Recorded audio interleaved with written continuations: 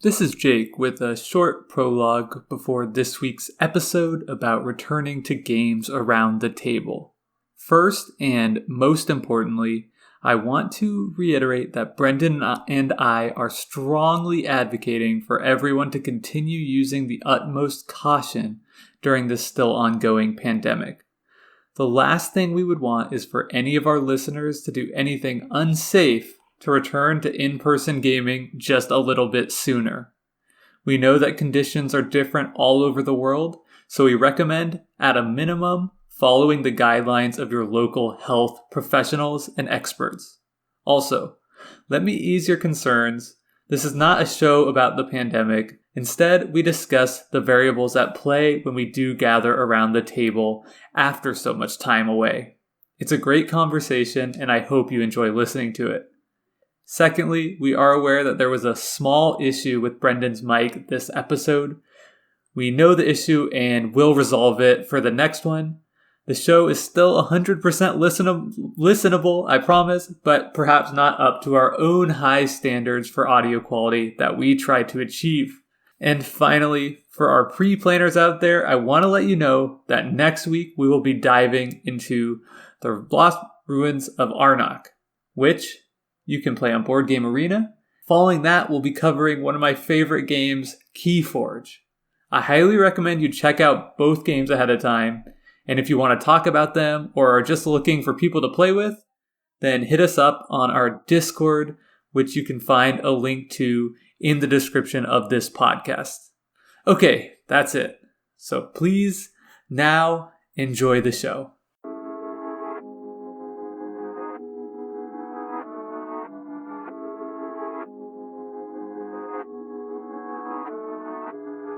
You've been here before, in the middle of a great game with good friends, and it's your turn, and you want to do X. The thing about X is it's your best move, but there's a catch. If you do X and the next player, well, if she does Y, then X won't achieve what you want at all. But you don't know what she's gonna do. And more importantly, you don't know if she knows what you want to do next, but you have a guess. So you make your move and do Z. At that moment, wherever you are, you're here with us in Decision Space. Hop in the interdecisional spaceship because this is Decision Space, the only podcast that takes place right here between the turns of your favorite games. I'm Jake. And I'm Brendan. And today we are doing something a little different. It is an experimental episode where we have no set outline. We're just here to talk, and our general topic is returning to in-person gaming. Just thinking through, our feelings on it as we sit right now, anxieties, challenges, and then excitement for that. Does that sound good to you, Brendan? Sounds great. I can't wait. It's sort of like an in-between stops trip, so we're just chatting on the flight. Yeah, exactly. And pull back the curtain a little bit. We've sort of talked about, wanting to make most of our episodes evergreen, not doing too much news and current events. This is a departure for that. But Brendan, to your point, I think, this is kind of an important time capsule of this interesting time. And I think that, hopefully there'll be some insights here that will be relevant even beyond just this moment. But, maybe it's there'll be some snippets here and there that are helpful if you're just entering the hobby or maybe playing for the first time with a new group of people. Definitely. Let's, as we are, known to do on almost every episode, except for, 2. So we're batting like 60% here. Get started with the Where is my mind, which is actually the correct title of the segment. Not What's on my mind, Brendan. Oh my gosh. If you don't mind, get starting us off here. Where is your mind today? Yeah, I would love to. So I am really excited because I got an email today. It's always fun when you get game-related emails. And the email was from someone named Ray Wares, who is he actually founded Calliope Games. And it was that the Calliope Game Nights extravaganza games that I backed are coming to me, so I'm really excited. So my game Enchanted Plumes was actually in that package, and yes, I backed the Kickstarter also because I wanted access to the other games. So it was this package with Enchanted Plumes, my game, and then Allegory and Mass Transit, and then I added on Suro, but the Phoenix edition. So I'm just really excited because I that game, the Suro Phoenix edition, looks beautiful, and then I'm excited to try the other games, Mass Transit and Allegory. I've obviously played Enchanted Plumes quite a bit.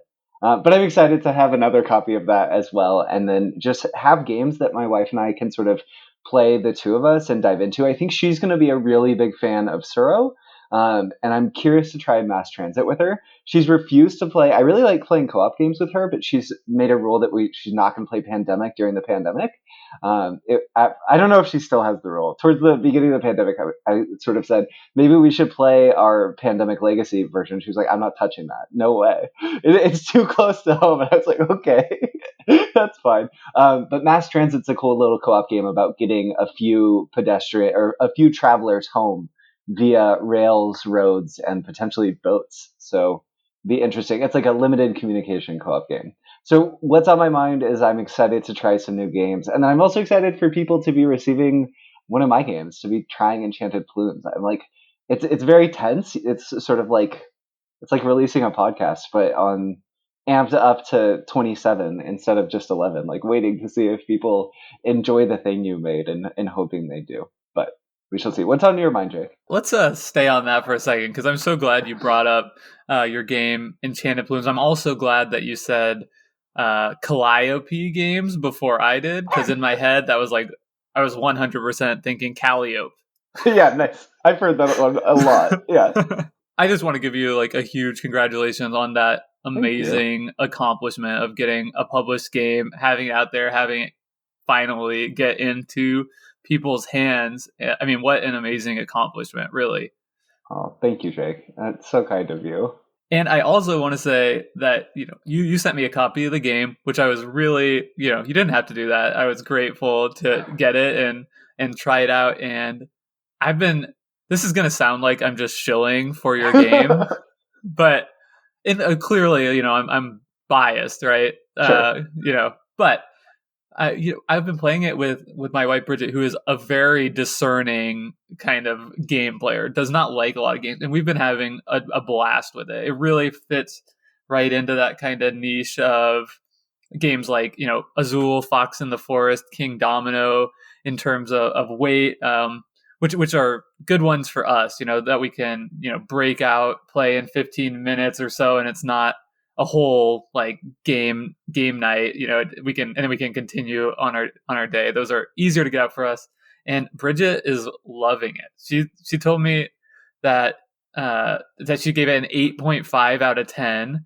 At the time, I was not sure if she would have rated any games in existence higher than a 9. I've since learned that she gives Pandemic Legacy a 10, Okay. Mysterium a 9.5, Mansions of Madness a 9, and then Enchanted Plumes 8.5, her fourth favorite game of all time. And we What? played a lot of games together. So That's it's, so it's been a huge hit for us, and I'm really enjoying it too.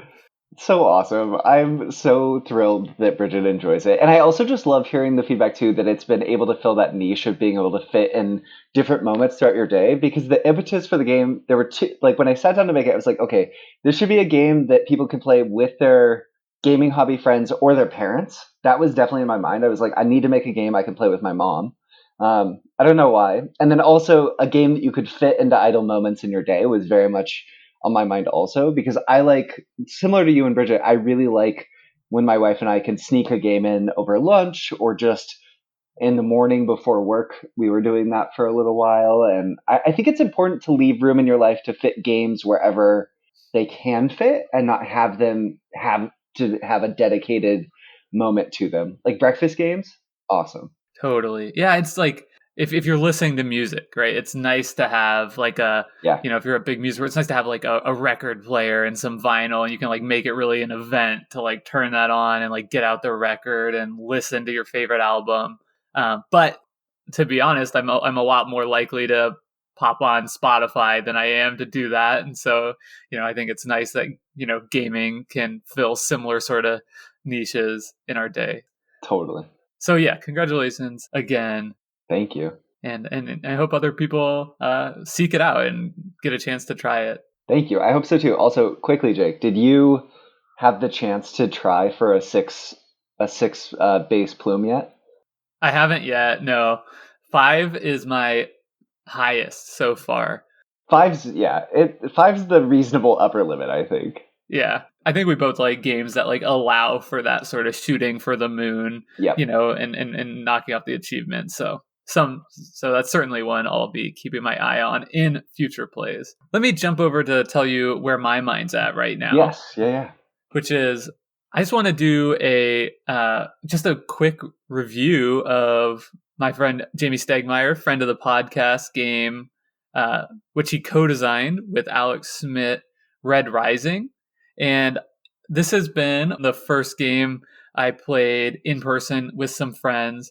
I've now played it 3 times, and I'm happy to report that it's a game that I've really been enjoying. One thing that's been really cool is that first game night back, we played Red Rising and Enchanted Plumes, like 2 games designed by friends who I didn't know at all, on a personal level. I mean, I guess I was, we had chatted online and stuff, but, who I really became friends with over the course of the pandemic, and then to like have their games and be able to play them at that first game night back, it really did kind of add a little something special to that experience. But anyway, Red Rising is a pretty cool little game. I guess it's heavily based on Fantasy Realms, a game I have not played, but it's very similar mechanisms going on if you have played that one, where essentially on your turn, all you do is take a card out of your hand, play it onto the board, and you get to do an action based on what the card says. And then you pick up a different card from the board, add that to your hand,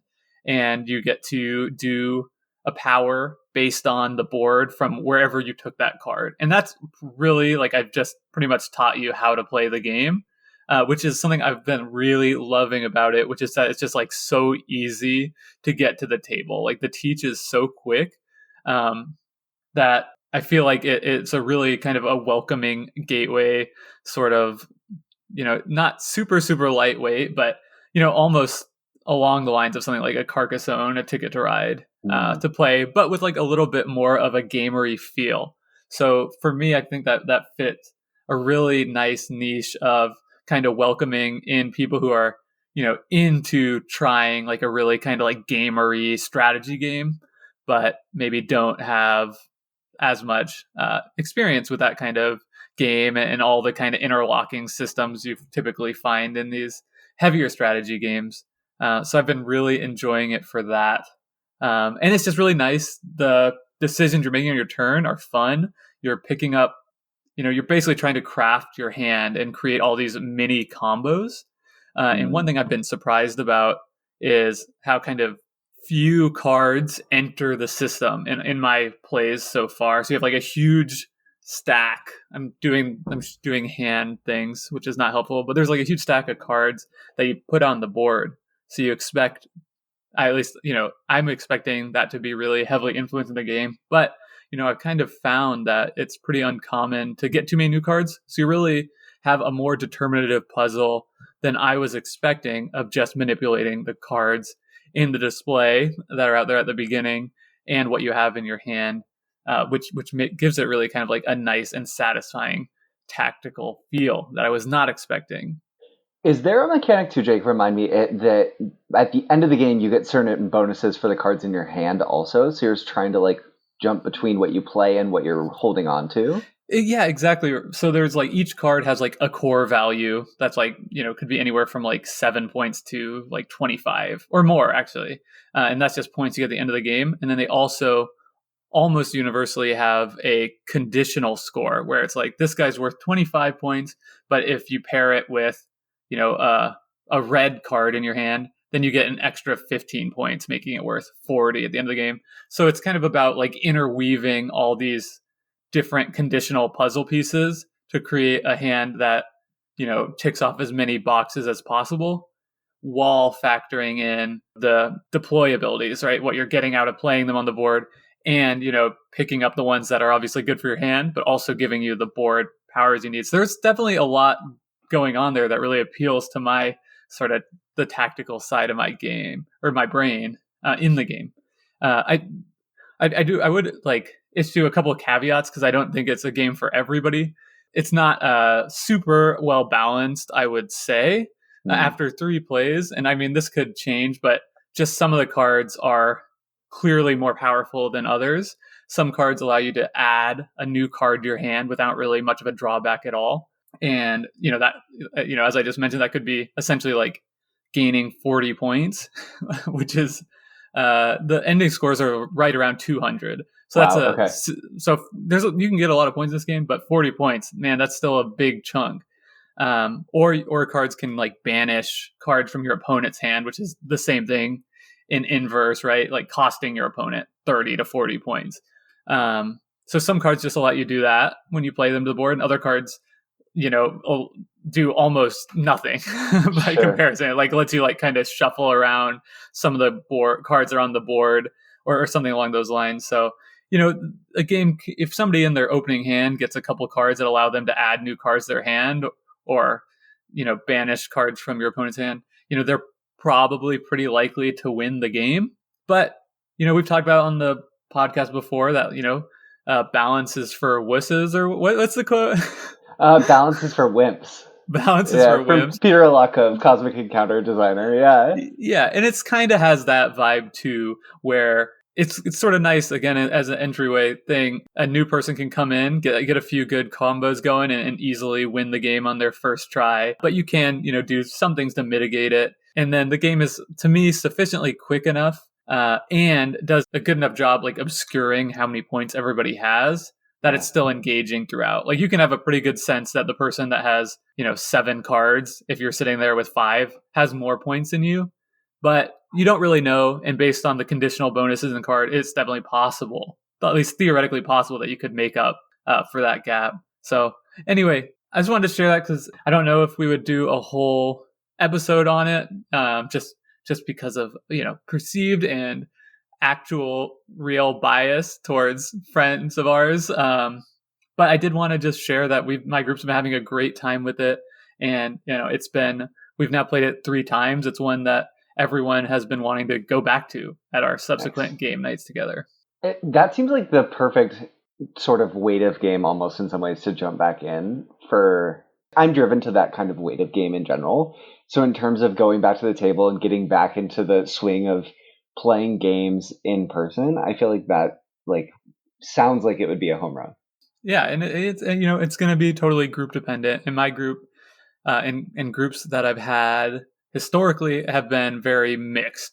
I feel like I've always kind of been at the furthest end of the spectrum towards like serious board game enthusiasts.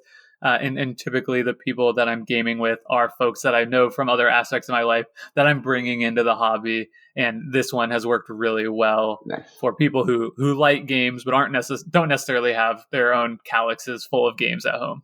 Sure, totally. All right. Well, I think that's a good segue to our main topic, which is just to kind of touch base on the return to in-person gaming. So, Brendan, do you want to maybe just start us off here by kind of telling us where you're at in your life with this? Have you been able to game in person yet, or how close is it for you?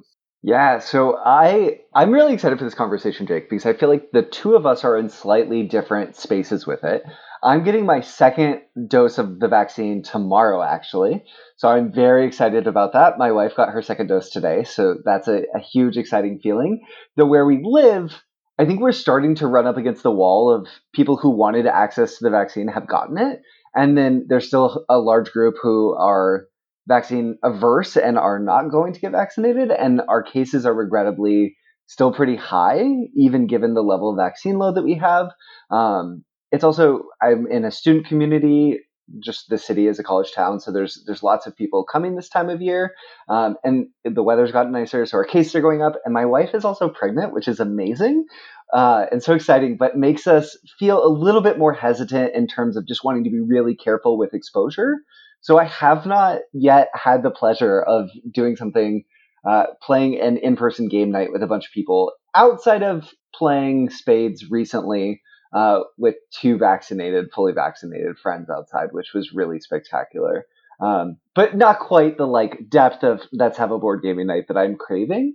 So for me, I think this conversation will largely be theoretical and how excited I am for this still to come. Hopefully later this summer, or at some point in the future, I will get to play games again. I had a friend actually, a designer friend, who was like, "Let me know when you're fully vaccinated," because I also just miss meeting up with people and seeing the games that they're working on. So that feels sort of a similar niche for me as well. And we always like to bring new games also and just sort of say like, "What do you think of this design?" And yeah, but so that's kind of where I'm at. Still sitting on the edge, craving the opportunity to play. And also, once we do get back to in-person play, some of my favorite people to play board games with don't even live in the state. They're sort of friends who I grew up in Oregon, then moved to Texas, now live in Connecticut. So a lot of my friends who I love, when we see, we'll just play like hours and hours of games.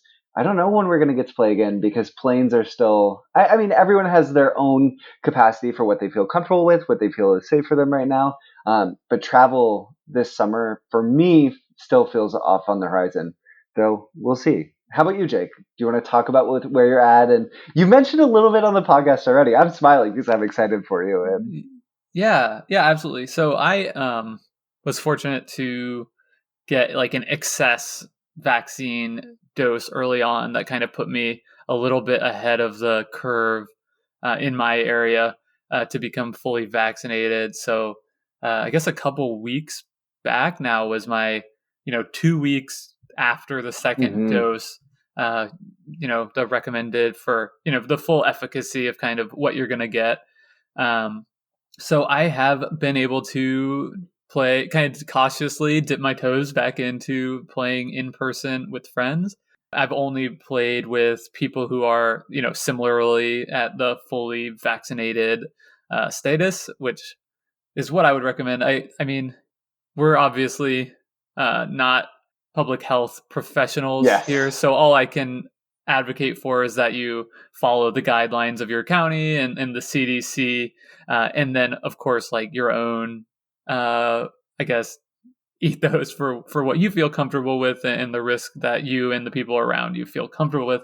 So it's certainly not a one size fits all deal here, but yeah, I have been able to come back to playing games, and it has been, I mean, very, very welcome. And also, kind of interesting in just the way that I guess the reality has met up with what my expectations of returning to games in person inside with friends would be like.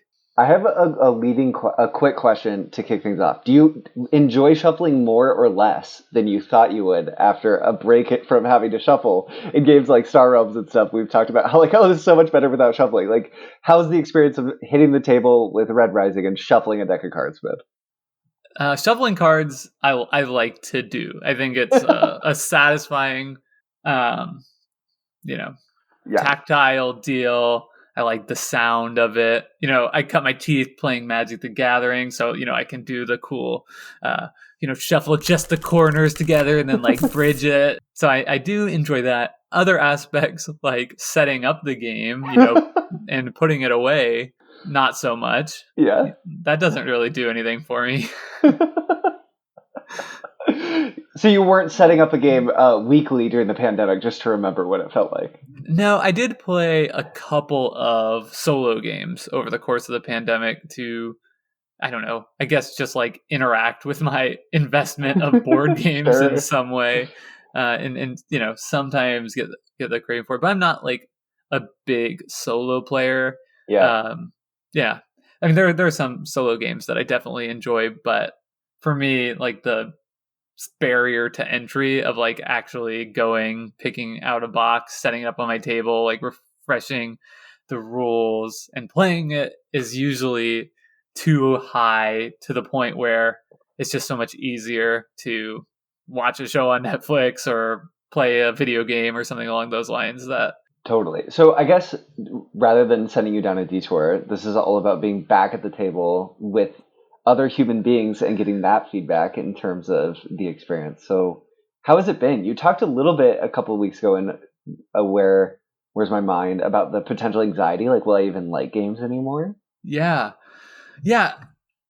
Well, it's just weird because I think this experience, like it or not, and I'm not saying that this is negative wholly or even necessarily in part, but I think the experience of this pandemic has definitely changed all of us in some ways. And I Definitely. feel like it has made me more introverted in some ways. Yeah. Just because, right, I've been living by myself in my house. So it's just interacting with people has been something throughout my whole life, right? That's been like a really, really energizing for me. Mm-hmm. But coming back to have some opportunities to like be social again in an in-person way, like I guess this is not directly related to gaming, but some of my friends, like it was like after work on a Friday and they're like, oh, we're down at the park at like the beer stand, if anyone wants to run down. And I feel like at almost any other point in my life that would have been like something I would have done really quickly. But like when it just hit me differently, I was just like, oh, I don't know if I like have that capacity. Like I'm just done with work. There's stuff I need to do around the house, and I ended up not going down there.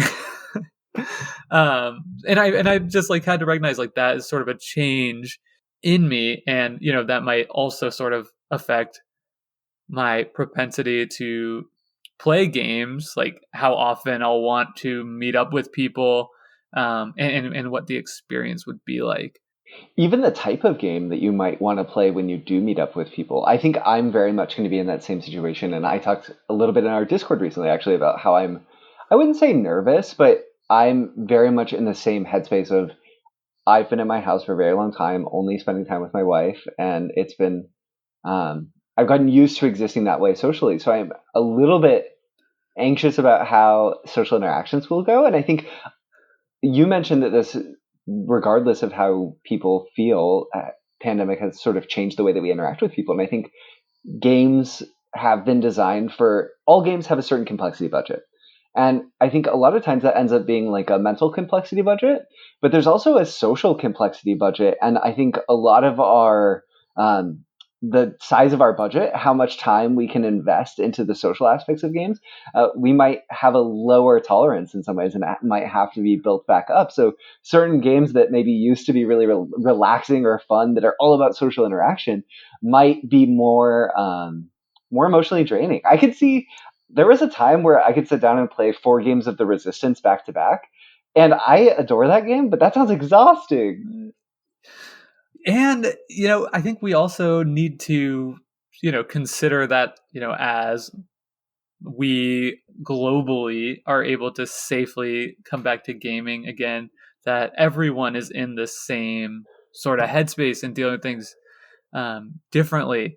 So like when I play games around the table, uh I'm pretty I can be like pretty jokey, Mm, poking fun at my opponents, cracking jokes, at their expense, like all in good fun in the course of the game. And I found myself falling right back into that, like just type like, oh, you took that card, moron,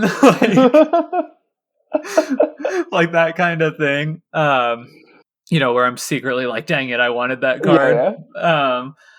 But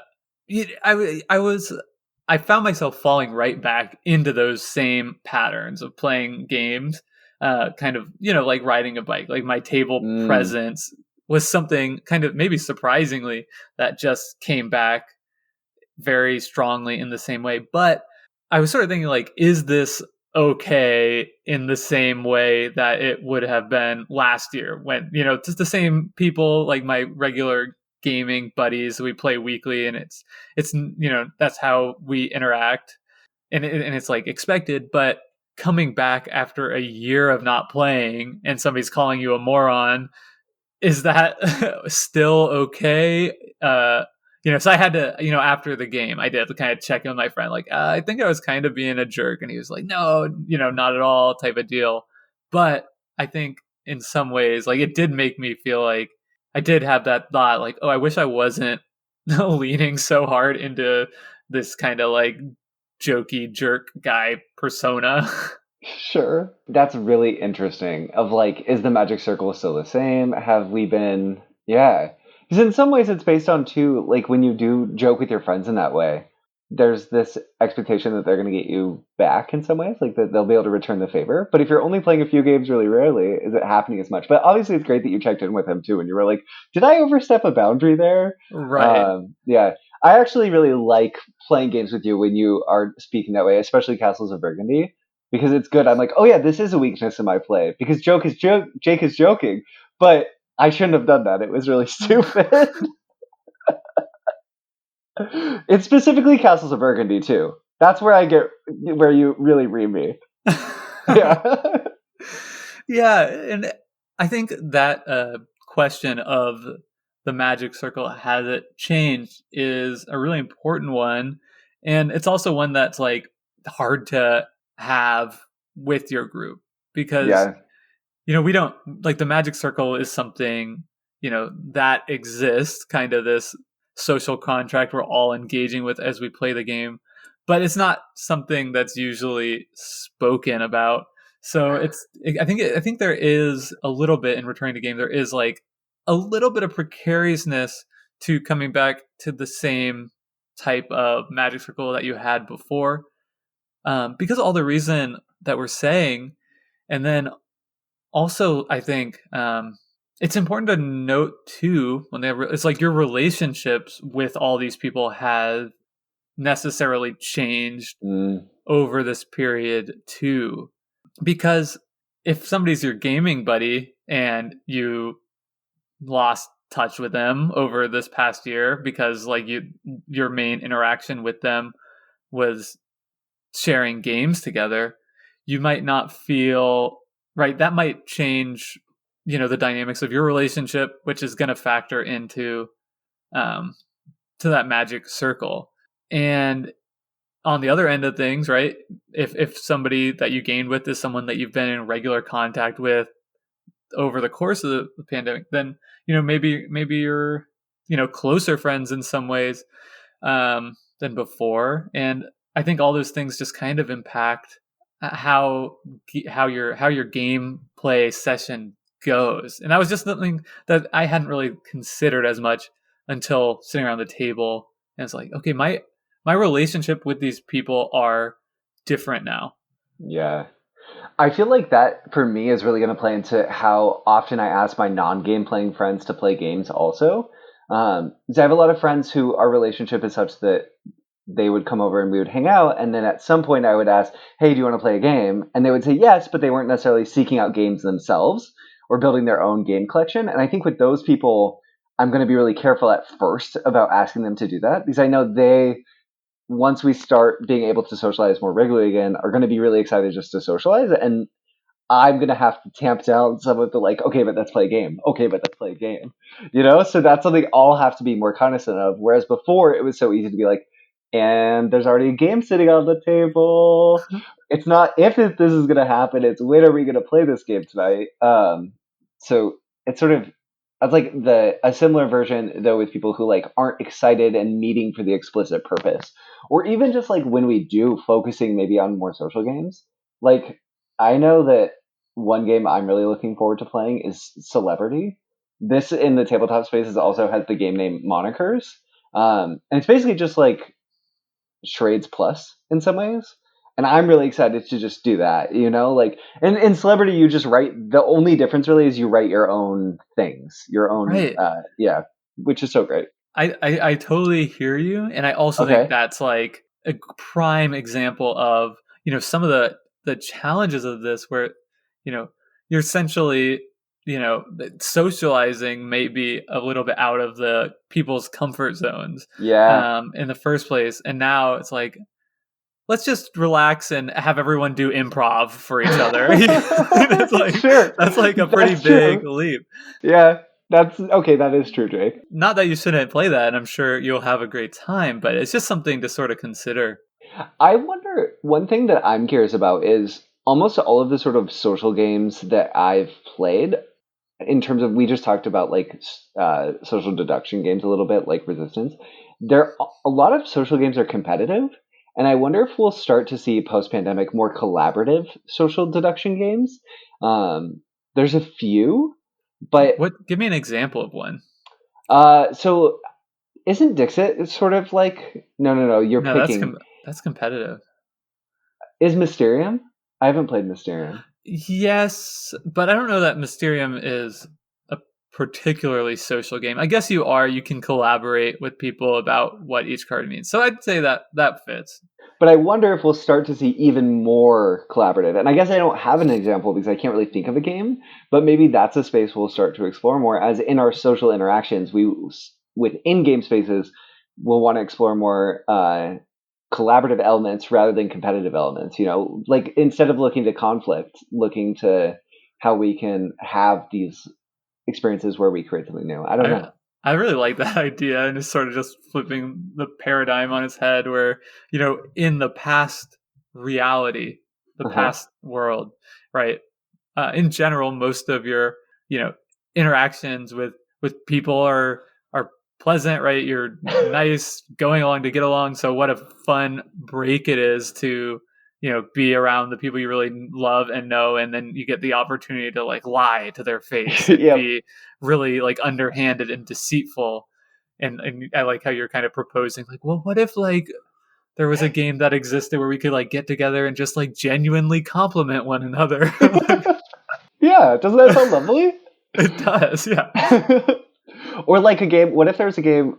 Can I pitch a game idea to you really quickly? Yeah, please. Okay, this is a game title that I've been thinking about for a long time. It's called Werewolf Workplace. But you're all just trying to make sure that your friend who's a werewolf doesn't end up staying too late at work and turning into a werewolf and eating someone.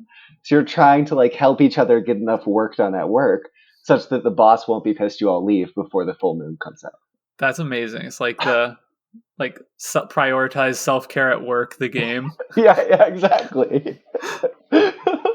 That's a great idea. I hope you continue to kick that idea around. And Make it bigger than a pitch. Yeah. yeah, so it sounds really interesting. Oh, thanks, Jake. Well, one other sort of thing I wanted to get your ear on is not only have our relationships with the people that we used to game with changed, but we may have also, gained new friends either Mm. work or um, hobbies or any other reason that we might now, be wanting to continue building those new friendships and relationships and want to, bring new people into our gaming circle. And I think, again, that's just kind of interesting dynamic because of, how foreign this all feels. I'm just curious if you have any sort of thoughts on that and like when you come back into gaming, hopefully, or sorry, back to in-person gaming, hopefully sooner rather than later. If you have, if you expect to be playing with new folks, and if so, do you have any sort of ideas for how you might want to bring them in? Yeah, that's such a good question. I hope so. I in thinking about it, I imagine I would probably end up. I can't think of anyone off the top of my head who I'm around right now, who I would who would be new that I would show games that I wasn't before. Though maybe a little bit at work, just as like a way to casually bring things up during lunch. And I wonder what games I would show them. Um, Definitely lighter games. I would love to. I think Kingdomino is like a really easy starting place with a lot of people.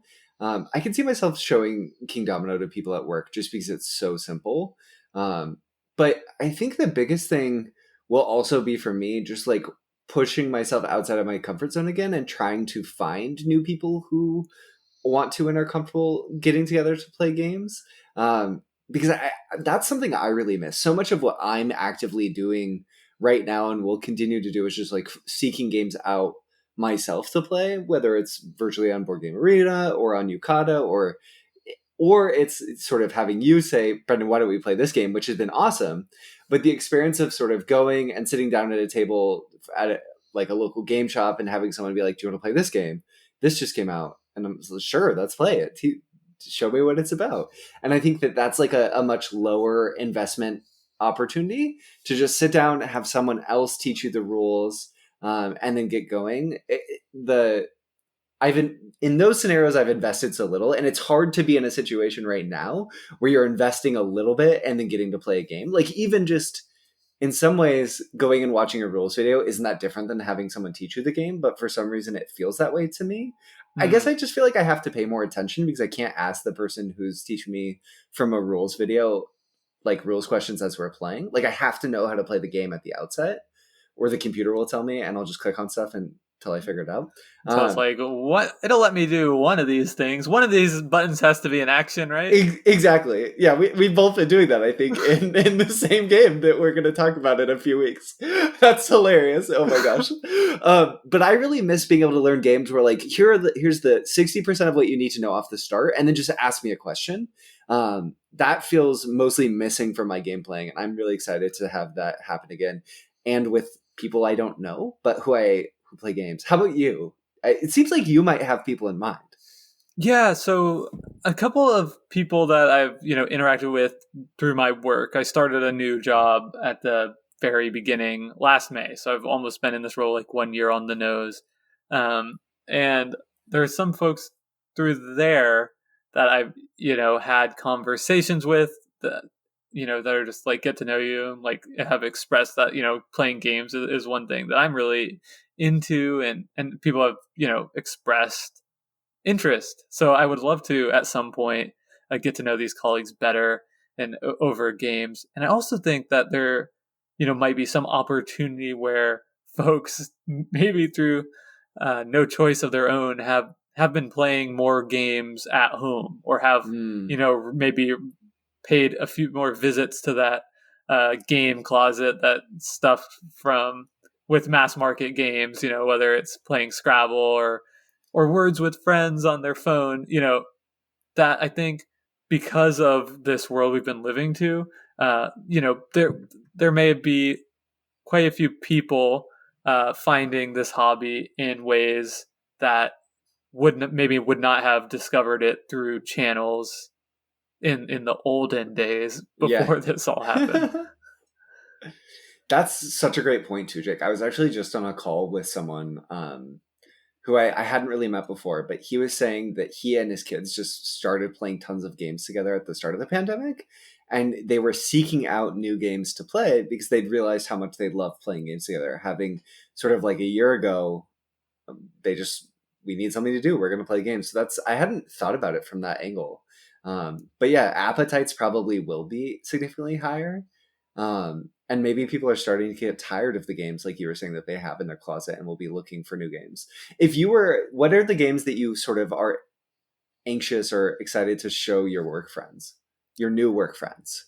So we have dabbled a little bit into playing games online over lunch. We played as kind of a department, and I've headed up this effort. Nice, like it.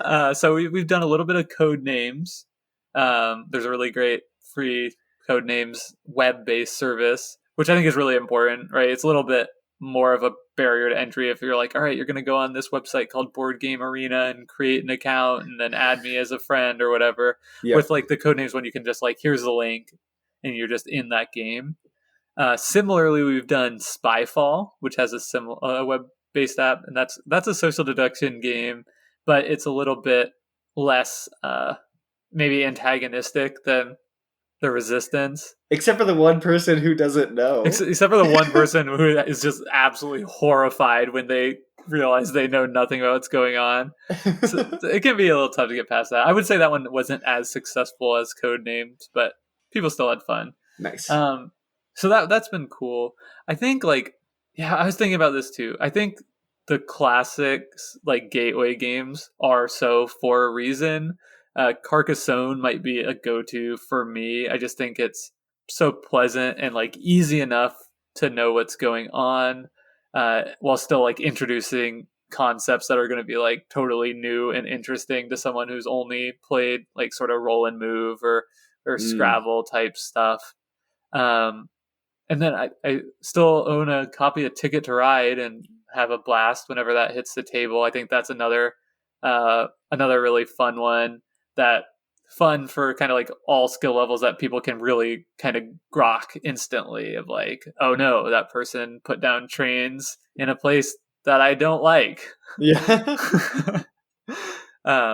So that, I think that kind of, I have most of the people I play games with are people that are, I think I already mentioned, are people that are new to the hobby, people I know from outside gaming. And actually my whole life that's been the case. Like I've kind of been the bringer of games. So I have a well-stocked selection of gateway games. Got Azul, Draftosaurus, code names, plenty of fun stuff. I think, keep it light as much as you're excited to play Tzolk'in and Castles of Burgundy and think like these games to me are so accessible and easy now that I've played so many games. I'm always surprised how many rules are in a game I love when I'm sitting down and explaining them to like a non-gamer. Yeah, totally. I really want to play, if we're just mentioning games we want to play too, or games we would play with people who are non-gamers, I would love to play Modern Art. And I would also love to discuss Modern Art on the podcast. So if you ever have the chance to play Modern Art, I think it sort of fits that niche. I've played it some with my sister who doesn't play a ton of games, but it's just the objective of the game is so clear, like have the most money. And the core gameplay loop is buy and sell things. I think it is very approachable and easy for anyone to jump into it.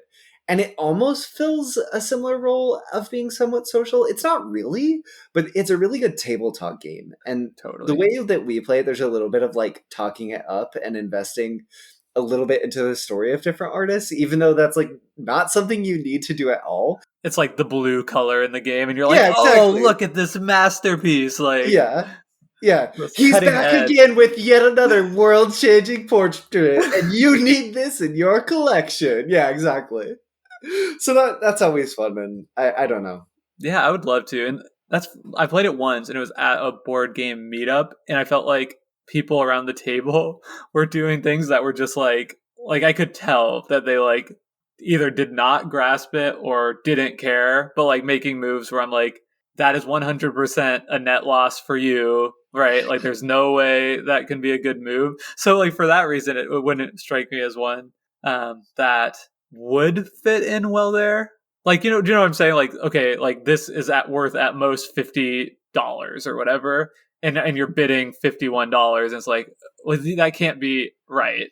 Definitely. But I feel like there's a little bit of, when I play that game with newer players, I just like to remind people of like the baseline of just at the outset being like, okay, so the most that you're going to get for this painting at the end of the round is X amount. So, and that's if they're the most sold, just to remind everyone a little bit.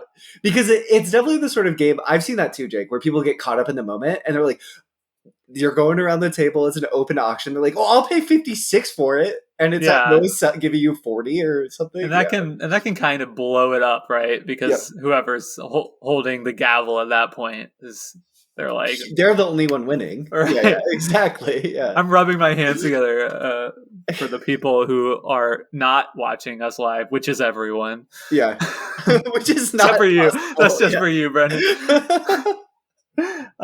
That's so cool. And then the other and this is like a uniquely me thing, maybe. Well, I'll put it in terms that are maybe more universal, but I think I'll have the opportunity to play some games with like some serious gamers that I've met at some point in the near future. And that's something like I think that's going to be really, really fun. I'm really looking forward to that. Some of the folks that have been guests on this podcast, but I've honestly I've never really had friends who were as into gaming as me. Yeah. And I feel like that has very much influenced like the persona I take on, like the way I play games.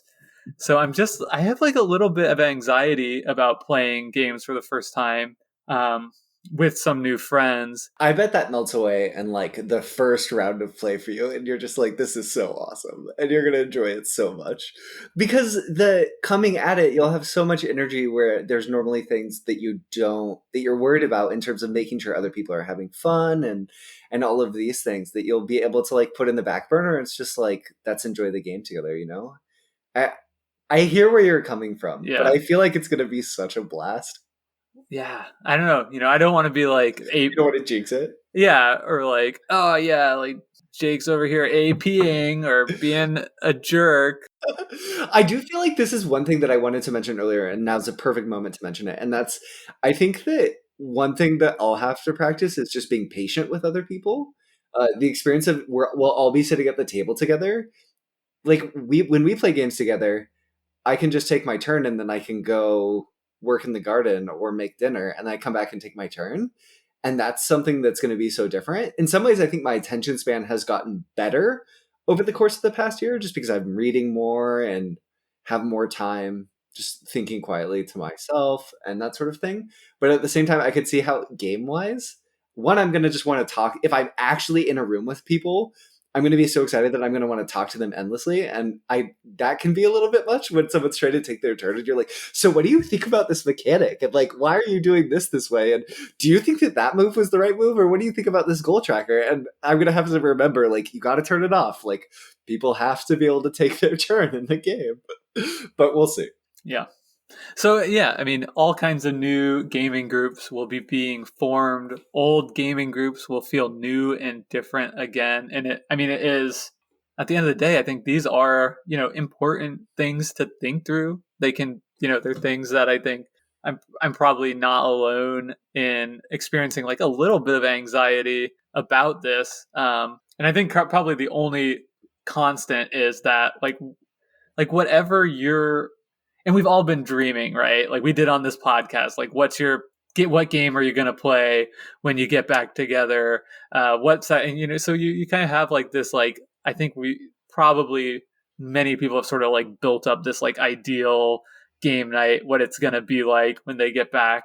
And I think probably the only safe assumption of that is like, whatever your kind of expectation is, it's wrong. Yeah. And it might be better, it might be different, but people are different, and this experience has been one that has, I think, been profound in ways that we're only personally, like, just in the ways that's impacted each and every one of us, are only kind of beginning to understand as we slowly and cautiously like emerge into social situations again. So I think you're absolutely right in that, like, being patient, having fun, and being grateful for the opportunity. If you kind of hold those things close, then I don't think you can go too wrong. Totally. Yep. This has been a really pleasant ride. I feel like, that scene in Star Wars where they're just playing chess, or they're playing the space chess, but then Chewbacca like gets mad that he loses. It's like that, except no mad Wookiees. That's right. Just a bunch of old Bens playing Star Wars chess. Someone's gonna get mad at me and be like, "You don't know the name of that Star Wars chess?" Yeah. No, it's like have you seen the movie Pineapple Express? I have not. Oh, it's like I don't know if it's like the greatest but comedy ever, but it's like a kind of like a buddy comedy, and there's a scene at the end where, like, kind of after the climax, where it's like the main characters are just like sitting at a diner and they're just like recounting what happened. It's like, oh, and then like you did this thing, it's like that was so crazy. I kind of feel like there's like a little bit of like that vibe. It's just like, we've been through so much over this past year, and now it's, whether it's not, obviously, it's not over. People still absolutely need to be cautious and safe. And I think, I completely commend you and think you're doing the right thing for you and your family. And hopefully soon we'll all be back at the table together. Definitely. I feel like the end of the tunnel completely, Jake, because I was thinking yesterday when we talked about having this conversation, and this, who knows when this might one day be, but I can't wait until we have the chance to sit down at a physical table, you and I together, and play a game one day. It's going to happen someday. Dude, for sure. I wonder if it'll be like a 2022 con or something like that. That would be awesome. I would love that. PAX Unplugged. Tentatively plan on it. Yes. So I have a question for the audience, and that is, we have told you the games we want to play most when we return, but I'd love to know what games you want to play most when you have the chance to play a game with someone in person again someday. So if you have thoughts about that, you have a game you're just anxious to play, come stop by our Discord.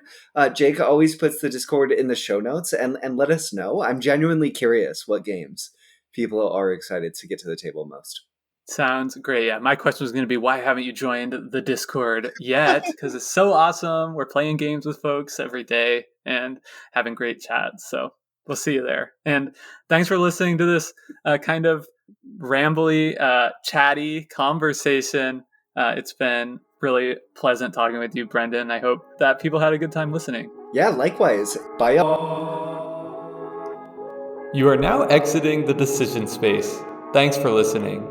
Please take care and enjoy the rest of your game.